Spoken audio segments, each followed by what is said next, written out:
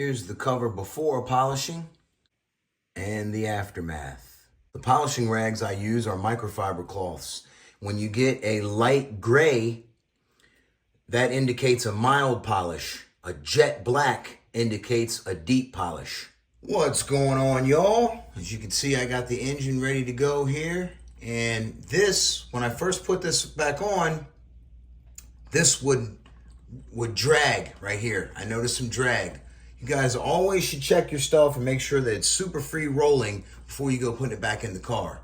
So what I had to do with this piece here is I had to space it, because when I took and I mic'd this case, this clutch case, compared to the stock one, I was a millimeter off, and the other housing fit up inside of here. So what I found was this washer that I had, these washers were the exact thickness I needed, because I measured each part with my micrometer and minus the difference and put the spacer in there, right? Or I'm sorry, added the difference and put the spacer up in there, and it went right in there perfect. So when I tightened everything down, it was good to go, free rolling, and it lined right back up on the bottom of the engine mount perfectly.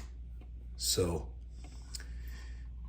I'm very pleased with that, how that all worked out. And there you can see, got the engine cover installed and polished up. I got the carburetor installed with the proper velocity stack, and I got the kill switch mounted up in here.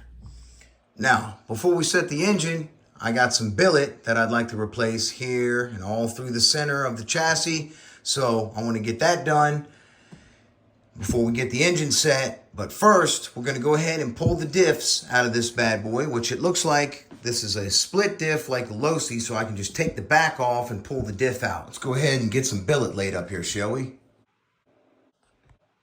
And there's all the billet that's going to be going on the car, y'all. First step, remove this. On the bottom is 4 2.5 millimeter screws.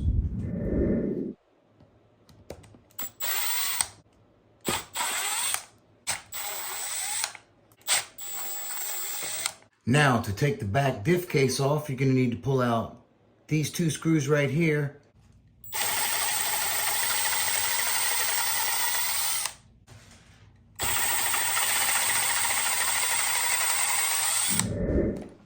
And 4 millimeters.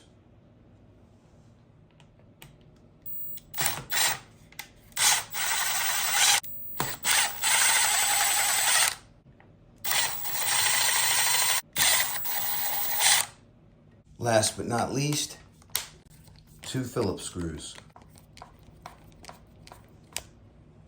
Now your hinge pin brace is easily removed. And look at here, got HPI-like spacers on there. Now this back cap should just come right off of here. All right, you want to pull the chassis down a little bit. I see. And then you can lift this out of here. And voila. There is the diff. And it is a billet diff. Wow. Man, it's got a billet diff in it? Ain't that just beautimous? Look at that chino grease. This thing is a blast to work on, y'all. To take the diff out, just raise the arm up here. Drop it on down. And you can grab the diff and slide it on out of there. Look at it, man.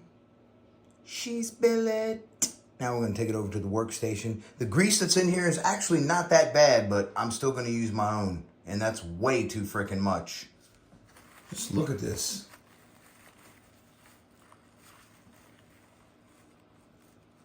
Reminds me of a hard night after Taco Bell. All right, y'all. Got the rear all cleaned up. All that nasty grease out of there. And I got the diff over here at my diff station. And as you can see, I busted it open. And what is it full of? Cosmoline. Not even diff fluid. It's full of Chinese earwax grease. That's what I call it. So that's no good for me. This is a prime example of why I like to take my cars completely apart and do them back up my way. The Eastside RC Titan right way with real diff fluid, son. All right? Just for the overall tunability of the diffs and for a better driving experience in my four-wheel drive buggy. All right? So that's going to do it for this episode because I got some cleaning to do. Y'all have a blessed one. I'll see you on the next one. Eastside RC is out.